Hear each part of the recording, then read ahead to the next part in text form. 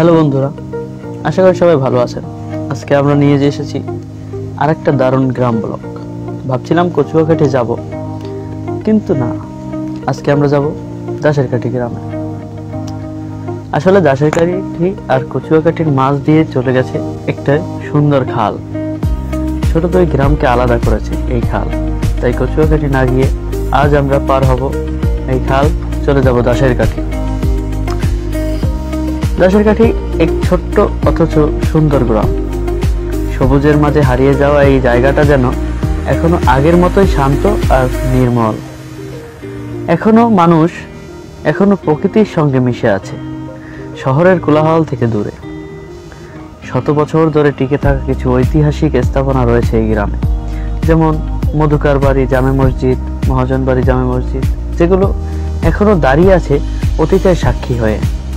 এই গ্রামের সবচেয়ে বড় সম্পদ এখনকার মানুষ। কেউ মাঠে ফসল কাটছে, কেউ নদীতে মাছ ধরছে, আবার কেউ চায়ের দোকানে বসে আড্ডায় ব্যস্ত। সত্যি বলতে গ্রামের জীবনটা অনেক শান্ত। যদি প্রকৃতির আসল সৌন্দর্য দেখতে চান তাহলে দাসেরকাঠি আসতেই হবে। এখানে খাল আছে, বিল আছে, মাঠ আছে, আর আছে গ্রাম বাংলার চিরচেনা রূপ। গ্রামের প্রবীণদের কাছে জানতে চাইলে তারা বললেন, আগে এই গ্রামে সবাই মিলে মাঠে ধান কাটত, খালে মাছ ধরতো, আর সন্ধ্যায় সবাই এক জায়গাতে বসে গল্প করত। এখন যুগ বদলে গেছে, কিন্তু মাটি আর মানুষ সেই একই আছে। এই গ্রামের প্রতিটা কোনায় লুকিয়ে আছে গল্প। মাটির রাস্তা, পুরনো কুয়ো, বাঁশের সাঁকো, সব কিছু যেন একটা নস্টালজিয়ার ছোঁয়া দেয়। যারা শহরে থাকেন তাদের জন্য গ্রাম মানে শুধুই স্মৃতি, কিন্তু দাসেরকাঠির মতো গ্রামগুলো এখনো প্রকৃতির মতোই সুন্দর।